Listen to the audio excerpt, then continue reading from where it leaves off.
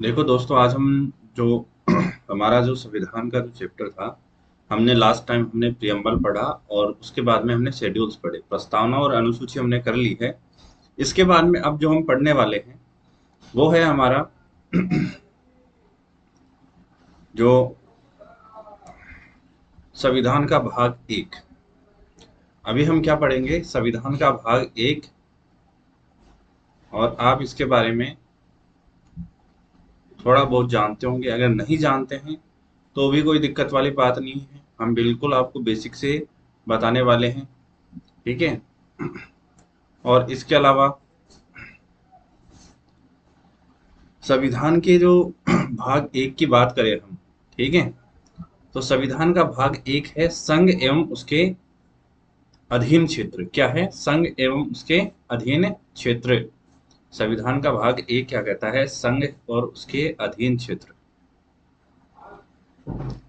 हमने पहले भी शूट किया था वीडियो, लेकिन वो उसमें टेक्निकली इश्यू था थोड़ा, आवाज का है ना, आवाज थोड़ी ब्लर थी, कट कट के आ रही थी उसमें। तो दोबारा से कोई बात नहीं है, ठीक है। तो हम इसकी बात करें, देखो आपको दिखाई दे रहा होगा, नहीं दिखाई दे रहा है तो एक बार देख लो आप इसको। देखो, संघ एवं उसके राज्य क्षेत्र। संघ एवं उसके राज्य क्षेत्र। अब क्या होगा संघ एवं उसके राज्य क्षेत्र में? इसके अंतर्गत आता है भाग एक के अंतर्गत जो अनुच्छेद आते हैं वो आते हैं भाग एक के अंदर जो अनुच्छेद आते हैं वो आते हैं एक से लेके चार, चार तक। अभी देखो, भाग एक से स्टार्टिंग हो रही है आर्टिकल की, अनुच्छेद की, एक से चार तक।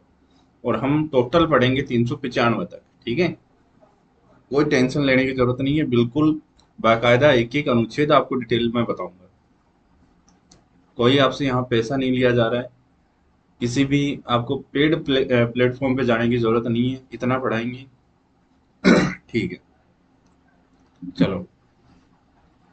तो संविधान का भाग एक से लेके जो संविधान का भाग एक है संघ एवं उसके राज्य क्षेत्र, उसमें जो अनुच्छेद आते हैं वो है एक से लेके चार तक।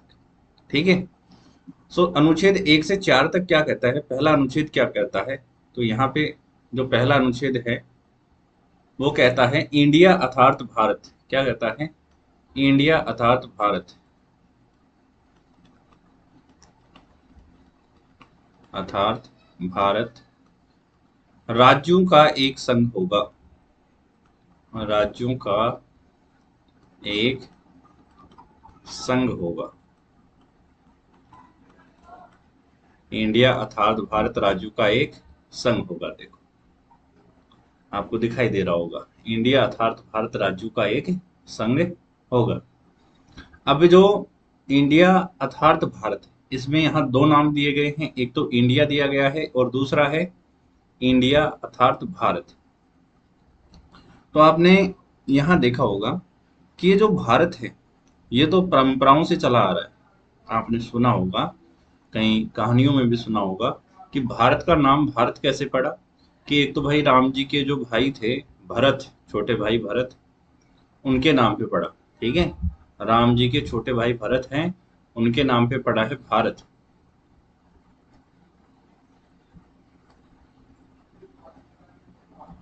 एक सेकंड थोड़ा। हाँ, राम जी के जो छोटे भाई हैं भरत, उन्हीं के नाम पे पड़ा है भारत। और दूसरा जो है, आपने सुना होगा, जो शकुंतला पुत्र भरत था, शकुंतला पुत्र भरत, उनके नाम पे पड़ा है क्या? भारत। कौन है? तो दूसरे हैं शकुंतला पुत्र, शकुंतला पुत्र भरत। ठीक है। इनके नाम पे क्या पड़ा है? भारत। अब ये जो इंडिया शब्द है ये कहाँ से आया है? देखो, हाल फिलहाल में ये इंडिया शब्द बहुत चर्चा में रहा है। कैसे चर्चा में रहा है? कि भारत के प्रधानमंत्री जी इस इंडिया शब्द को लेके, कि जो होता है ना प्राइम मिनिस्टर ऑफ इंडिया, उसके स्थान पे एक शब्द यूज किया गया था, प्राइम मिनिस्टर ऑफ भारत। तो लोगों ने इस पे आपत्ति जताई कि भाई साहब, जो मोदी जी हैं ये नाम बदल रहे हैं भारत का। अजीब, भारत का नाम तो भारत ही है, कौन सा बदल दिया? बस ये है कि जो नाम इंडिया हमें यूरोपियन के आने के बाद में मिला, ये नाम है इंडिया, ये हमें यूरोपियन जो आए उनके बाद में मिला है। तो इसी नाम को इसी नाम को कम उपयोग में लिया जाए, जो हमारा वास्तविक नाम है इंडिया, सॉरी भारत, उसको ज्यादा यूज में लिया जाए। ठीक है, यही उनका मोटिव था। लेकिन हाँ, अब इस इंडिया शब्द की बात करते हैं तो देखो बहुत सारे ऐसे लेखक हैं, जो इतिहासकार हैं, जो क्या कहते हैं कि जो इंडिया शब्द है, इंडिया शब्द है, ये कहाँ से बना है। एक सेकंड।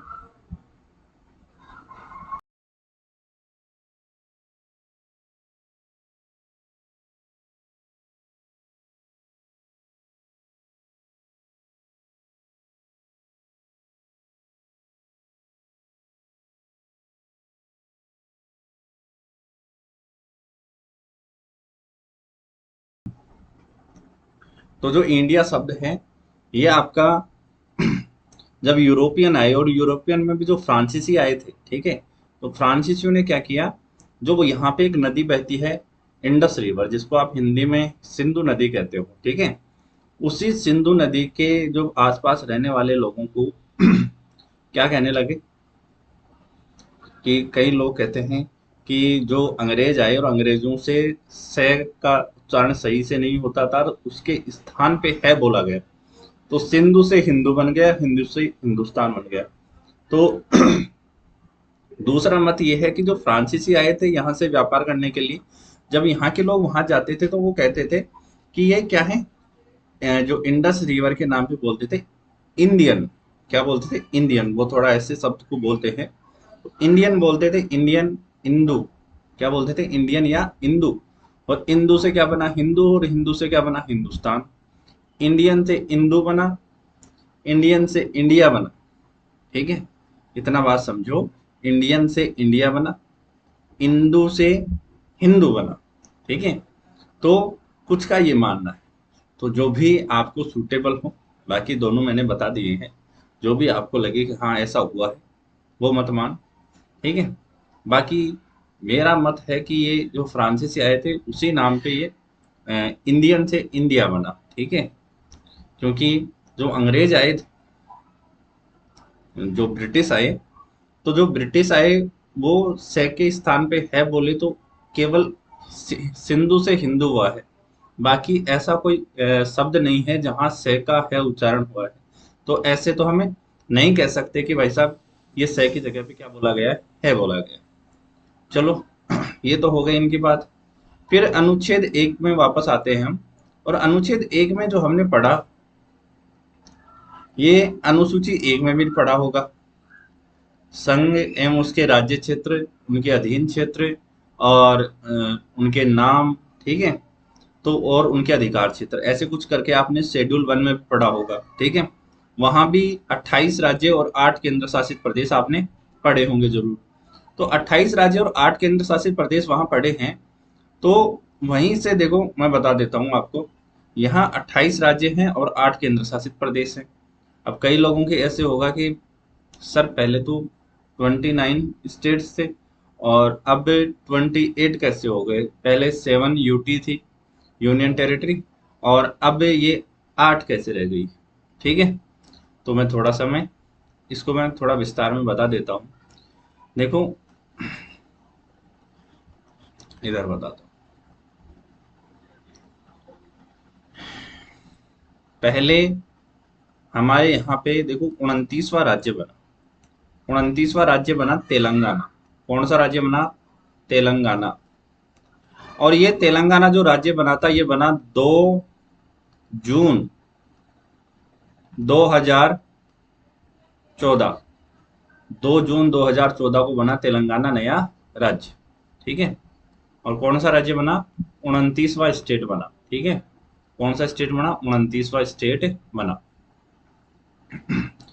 अब क्या हुआ, 29 राज्य हो गए, लेकिन ये 29 से 28 कैसे हुए, तो 2019 की बात है। 2019 में जो आपका जम्मू कश्मीर है, जिसको स्पेशल राज्य का दर्जा दिया गया था, JNK को स्पेशल राज्य का दर्जा था इसको। ठीक है, आर्टिकल 370 के तहत, यहाँ धारा 370 थी, और 2019 में धारा 370 यहाँ से हटा दी गई। और जैसे ही यहाँ से धारा 370 हटी, यहाँ से पूर्ण राज्य का दर्जा भी क्या कर दिया गया, समाप्त कर दिया गया। और यहाँ से पूर्ण राज्य का दर्जा समाप्त हुआ तो क्या हुआ, पूर्ण राज्य का दर्जा समाप्त होते ही एक राज्य कम हो गया। तो 29 में से एक राज्य कम हो गया तो कितने बचे, राज्य तो 28 बच गए भाई साहब। और इस समय जो केंद्र शासित प्रदेशों की संख्या थी ना, वो थी 7। तो 7 केंद्र शासित प्रदेश थे, 28 राज्य और 7 केंद्र शासित प्रदेश। फिर क्या हुआ, 31 अक्टूबर 2019 को, कब, इधर मैं इसको, चलो इधर ही लिख देता हूँ, 31 अक्टूबर 2019 को क्या हुआ, दो नए केंद्र शासित प्रदेश बनाए गए, दो नई यूनियन टेरिटरी बनाई गई। और इन यूनियन टेरिटरी का जो नाम था वो था, एक का तो था जम्मू कश्मीर, दूसरे का था लद्दाख। यहाँ मैं लिख देता हूँ, एक का तो जम्मू कश्मीर और दूसरा था लद्दाख। ये दो यूनियन टेरिटरी नई बनी। जब ये दो यूनियन टेरिटरी नई बनी तो यहाँ 7+2 हो गए 9। तो 9 नए केंद्र शासित प्रदेश बन गए। कितने बन गए, 9 नए केंद्र शासित प्रदेश बन गए। यहाँ 2 नए केंद्र शासित प्रदेश बने हैं। तो अब जो केंद्र शासित प्रदेशों की संख्या हो गई थी यहाँ पे 28 राज्य और 9 केंद्र शासित प्रदेश, 28 राज्य और 9 केंद्र शासित प्रदेश। लेकिन वर्तमान में तो मैंने बताया कि 28 राज्य और 8 केंद्र शासित प्रदेश हैं। अब इसको फटाफट से आप स्क्रीनशॉट ले लो, चाहे उतार लो, जो भी हो, एक बार उतार लो, फिर मैं इसको हटा देता हूँ। ठीक है, तो 28 राज्य और 8 केंद्र शासित प्रदेश वर्तमान में है, 8 केंद्र शासित प्रदेश वर्तमान में है। तो ये कैसे हुआ है, 8 कैसे हुए, तो देखो मैं आगे बताता हूँ, इनको हटा देता हूँ मैं। फिर क्या हुआ, 2020 में, 2020 में दो केंद्र शासित प्रदेश, आपने नाम सुन रखे होंगे, दादरा नगर हवेली, दादरा नगर हवेली। और एक आपने नाम सुना होगा, दमन एवं दीव, दमन एवं दीव, दादरा नगर हवेली एवं दमन एवं दीव। तो ये दादरा नगर हवेली दमन दीव को एक जगह जोड़ दिया गया, मर्ज कर दिया गया। जैसे ही इनको एक जगह जोड़ा गया तो ये दो की जगह अब एक कहलाने लगे। ठीक है, एक ही काउंट होने लगे। तो अब जो 9 केंद्र शासित प्रदेशों में से एक कम हो गया तो कितने बचे, 8 केंद्र शासित प्रदेश। तो ऐसे हो गए आपके 28 राज्य और 8 केंद्र शासित प्रदेश। बाकी एक एक राज्य का गठन एक एक राज्य का गठन और एक एक केंद्र शासित प्रदेश का गठन कैसे हुआ है, ये मैं आपको बताऊंगा जरूर। अब देखो वापस इसमें, हाँ, ये 2020 में भी कब बना था, आपसे पूछ लें तो आपको बताना है कि 26 जनवरी 2020 इसको बना आपका कौन सा, जम्मू कश्मीर, सॉरी दमन, दादरा नगर हवेली एवं दमन एवं दीव को दोनों को मर्ज कर दिया गया 26 जनवरी 2020 को। ठीक है, इसके बाद में क्या हुआ, हम नेक्स्ट पे चलते हैं, नेक्स्ट अपने अनुच्छेद पे। अभी 28 से केंद्र शासित प्रदेश और 8 क्या है, यूनियन टेरिटरी, इनकी हम चर्चा करेंगे जब हम इसके 1 से 4 तक के अनुच्छेद पढ़ लेंगे पूरे। और उसके बाद में हम इनकी चर्चा करेंगे विस्तार से। जैसे 600 देशी रियासतें थी तो उनका एकीकरण कैसे हुआ, उसके बाद में कौन सा क्या बना है आपका,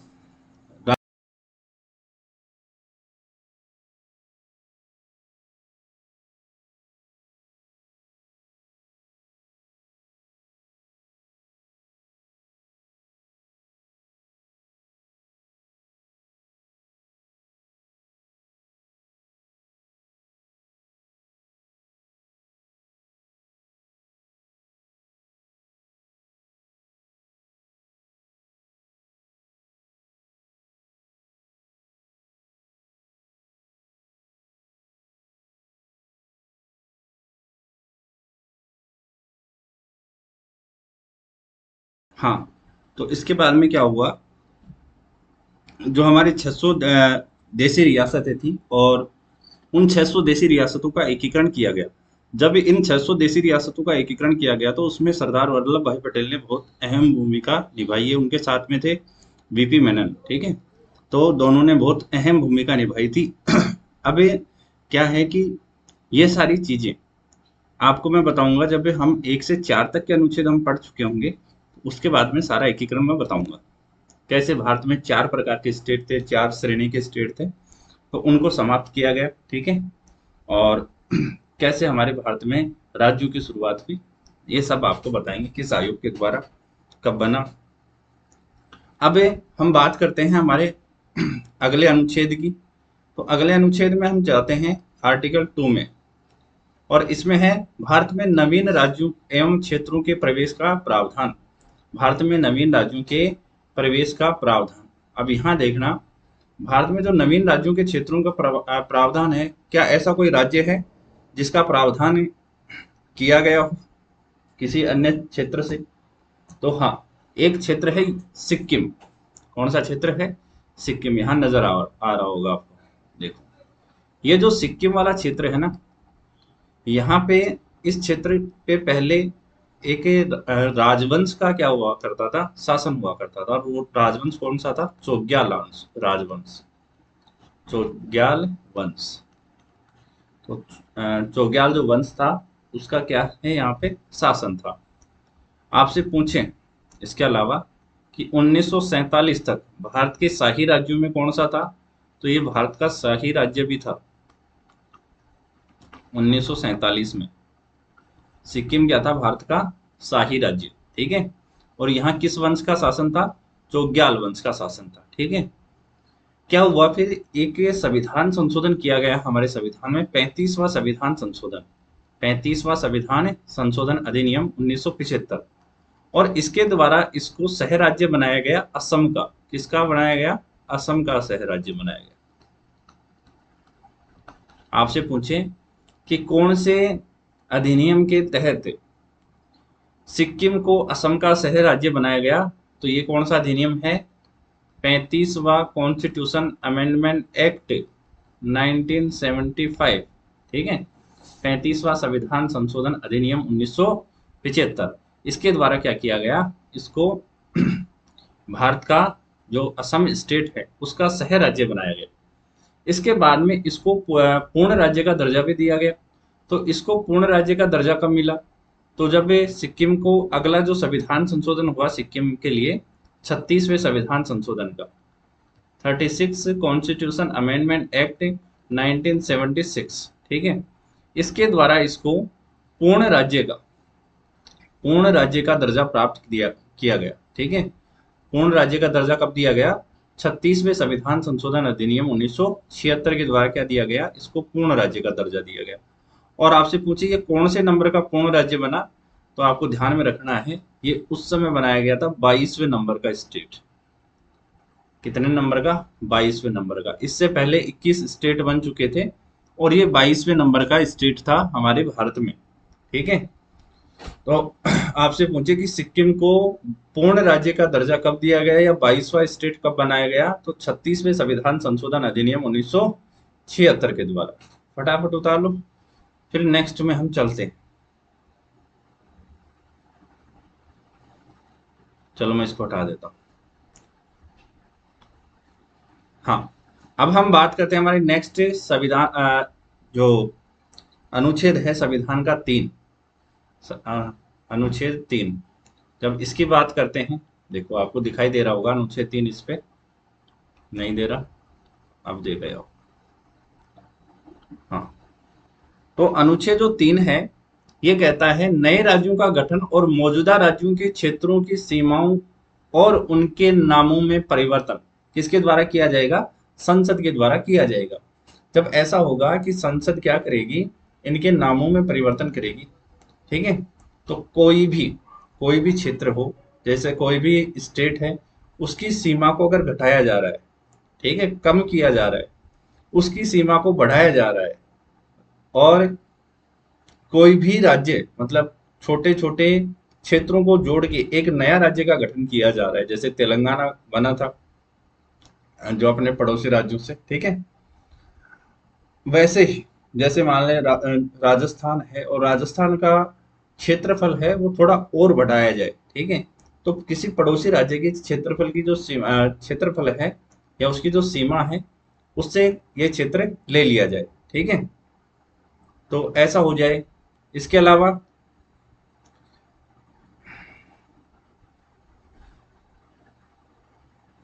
एक सेकंड, इसके अलावा आपसे कहा जाए, अरे एक सेकंड, थोड़ा वेट।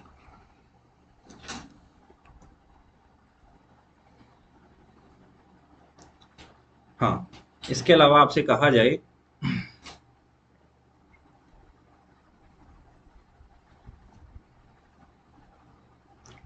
जो राजस्थान स्टेट है इसकी क्षेत्रफल की जो है इसको बढ़ाया जाए और पड़ोसी राज्यों से क्या लिया जाए, जो क्षेत्र है वो ले लिया जाए। जैसे पहला इसका टर्म पढ़ते हैं, क्या है, यहाँ लिखा है किसी भी किसी भी राज्य राज्य से क्षेत्र को अलग करके या दो से अधिक राज्यों या राज्यों के हिस्सों को एकजुट करके एक नया राज्य बनाना, एक नया राज्य बनाना, ठीक है। दूसरा है किसी भी राज्य का क्षेत्रफल बढ़ाना, किसी भी राज्य का क्या बढ़ाना, क्षेत्रफल बढ़ाना। और तीसरा है किसी भी राज्य के क्षेत्रफल को कम कर देना, किसी भी राज्य के क्षेत्रफल को क्या कर देना, कम कर देना। दिख रहा होगा आपको। तो मान लो मैंने अभी बताया किसी भी राज्य का किसी भी स्टेट का क्या ले लो, उदाहरण ले लो, राजस्थान का ही ले लो। राजस्थान बहुत बड़ा है और क्षेत्रफल की दृष्टि से बड़ा है और प्रशासनिक सुविधा की दृष्टि से इसको संभालना बहुत मुश्किल हो जाता है। तो कभी भविष्य में ऐसा हो कि राजस्थान की सीमाओं में बदलाव हो, राजस्थान के ही दो भाग करके दो क्षेत्र बना दिए जाएं, मध्य प्रदेश और राजस्थान। तो ऐसी कुछ मांग भी उठी थी, लेकिन हाँ, मैं एक उदाहरण के तौर पे बता रहा हूँ आपको। जब ऐसा हो कि राजस्थान को कुछ क्षेत्रफल को हटा के एक नया राज्य बनाया जाए, ठीक है, तो किसी राज्य के क्षेत्रफल को कम कर देना, किसी राज्य के क्षेत्रफल को बढ़ाना। मान लो राजस्थान में मध्य प्रदेश से कुछ हिस्सा ले लिया और राजस्थान में मिला दिया, हरियाणा से ले लिया राजस्थान में मिला दिया, यूपी से राजस्थान में मिला दिया। तो ऐसे करके राजस्थान के क्षेत्रफल को बढ़ाया भी जा सकता है, ठीक है। तो इसके अलावा और कोई सी टर्म है जो सूट करेगी? देखो यहाँ पे किसी भी राज्य की सीमाओं को बदलना, कि ये आज तक ये सीमा थी, अब यहाँ से राजस्थान की सीमा स्टार्ट होगी, तो ऐसे सीमाओं में नाम परिवर्तन हो जाए। और इनके अलावा किसी राज्य का क्या कर दिया जाए, नाम बदल दिया जाए। किसी राज्य का क्या कर दिया जाए, नाम बदल दिया जाए। जैसे एक उदाहरण के तौर तौर पे जो उड़ीसा है, आपने उड़ीसा का नाम तो सुना होगा, तो उड़ीसा का नाम बदल के क्या किया, ओडिशा, ठीक है। तो ये सारे कार्य किस आर्टिकल के तहत होंगे, तो आर्टिकल 3, अनुच्छेद 3 के तहत, ध्यान में रखना। और कौन करेगी, तो संसद करेगी, पार्लियामेंट करेगी, ठीक है। फिर आते हम हमारे संविधान के अनुच्छेद 4 में, और अनुच्छेद 4 कहता है कि अनुच्छेद 1, 2, 3, अनुच्छेद 1, 2, 3 को संशोधित करने वाला कोई भी कानून बनाया जाता है। अनुच्छेद 1, 2, 3 को संशोधित करने वाला कोई भी कानून बनाया जाता है तो उसे साधारण प्रक्रिया से भी किया जा सकता है। साधारण प्रक्रिया के द्वारा मतलब जो संविधान संशोधन होता है ना, वो संविधान के आर्टिकल 368 के तहत होता है, ठीक है। हम पढ़ेंगे संविधान का आर्टिकल 368 भाग 20, ठीक है।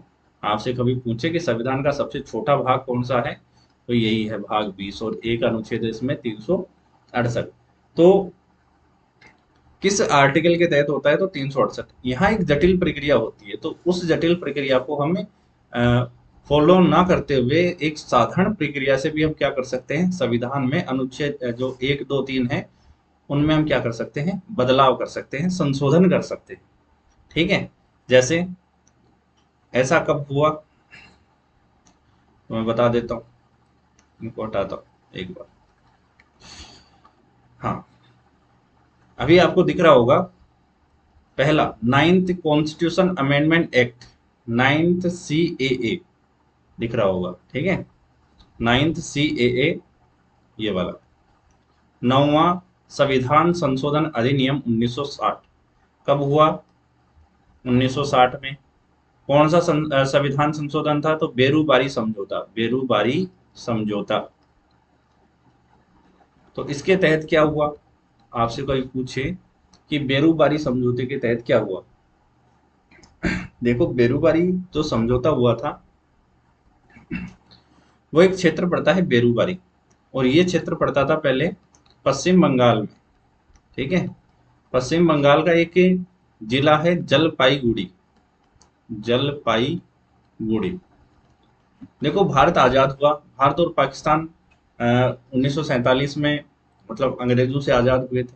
नया एक राज्य देश बन गया, कौन सा? पाकिस्तान। और पाकिस्तान दो बन गए, पूर्वी पाकिस्तान और पश्चिमी पाकिस्तान। तो ये जो मुद्दा है ये है उस समय के पूर्वी पाकिस्तान का, पूर्वी पाकिस्तान का। वर्तमान में बात करें तो ये बांग्लादेश। ठीक है, बांग्लादेश। अब ये जलपाईगुड़ी का जो क्षेत्र था बेरूबारी, जब भारत और पाकिस्तान की सीमा का निर्धारण हो रहा था तो उस समय एक अंग्रेज अधिकारी को बुलाया गया जिसका नाम था रेड क्लिफ। अब उस रेड क्लिफ ने क्या किया कि भारत का एक नक्शा लिया, ठीक है, और उस नक्शे पे लाइन ड्रॉ कर दी, जैसे भी उसके मन में आई कि ये ऐसे करके और एक लाइन ड्रॉ कर दी जाए, जिसको क्या बना दिया जाए? भारत बना दिया जाए। अब उसने तो मन से ड्रॉ कर दी, लेकिन जब हम ऐसी स्थिति में हम जाएंगे ना किसी वास्तविक स्थान पे, ठीक है, तो वहां दिक्कत हो जाती है। तो ऐसा ही एक क्षेत्र था आपका बेरूबारी। तो बेरूबारी क्षेत्र है, ये पश्चिम बंगाल में पड़ने वाला क्षेत्र था। अब इस मुद्दे को पाकिस्तान ने उठाया। पाकिस्तान ने कहा कि ये जो बेरूबारी वाला क्षेत्र है ना, ये मेरा है भाई साहब, आपने क्या की है? गलती की है, इसको ले जाके और हमें इसको लौटाया जाए। तो जब पाक ने ये बात कही तो एक समझौता हुआ, पाकिस्तान और भारत के बीच में एक समझौता हुआ। आपने पढ़ रखा होगा, चलो मैं इसको हटाता हूँ इधर। पाकिस्तान और भारत के बीच में एक समझौता हुआ।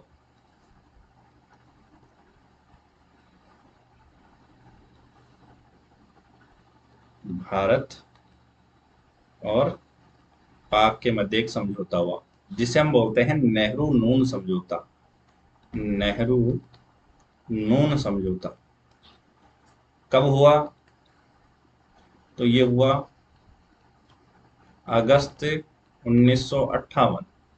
ठीक है, नेहरू नून समझौता।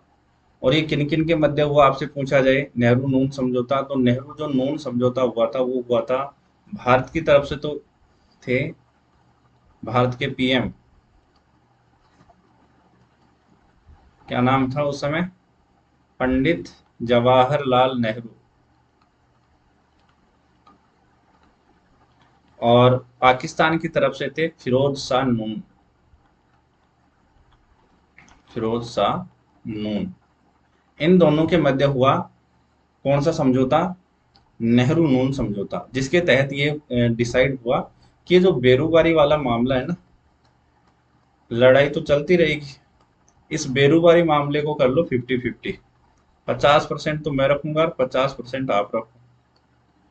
तो नुकसान तो किसका हुआ? भारत का हुआ। भारत के क्षेत्र में आया हुआ एक जो क्षेत्र है उसको ले गए, आधा आधा कर दिया, 50-50।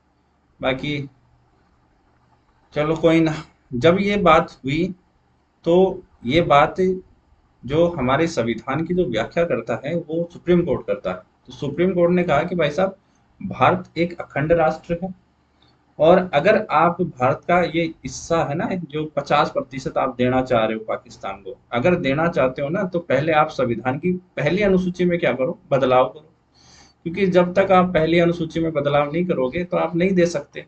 ठीक है, तो पहली अनुसूची में बदलाव किया गया, और पहली अनुसूची में बदलाव करने के लिए ये 9वां क्या हुआ? संविधान संशोधन हुआ। 9वां संविधान संशोधन हुआ जिसे हम कहते हैं बेरूबारी समझौता। ठीक है, या भारत और पूर्वी पाक के मध्य हुआ था, जिसे हम कहते हैं नेहरू नून समझौता। ठीक है, ये तो आपको समझ में आ गया होगा। फटाफट इसको उतारो, बाकी मैं अगला बताता हूँ आपको। हाँ, नेहरू नून समझौता, पाकिस्तान की तरफ से थे फिरोज शाह नून, और भारत की तरफ से कौन थे, ये देख लो, दोबारा से देख लो एक बार। हाँ, भारत की तरफ से पंडित नेहरू। ठीक है, दोनों के मध्य हुआ ये नेहरू नून समझौता, और उसी के द्वारा क्या हुआ, इस क्षेत्र का विभाजन हुआ 50-50, कि आधा तेरा आधा मेरा।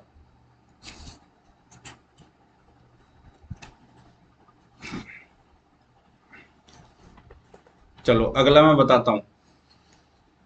तो आपसे पूछें कभी कि ये समझौता कब हुआ, तो बता देना, अगस्त और सितंबर, सितंबर। ठीक है, चलो नेक्स्ट, इसको इरेज कर देता हूँ। अगले संविधान संशोधन की बात करें हम, तो अगला जो संविधान संशोधन हुआ वो हुआ आपका, अगला संविधान संशोधन हुआ कब,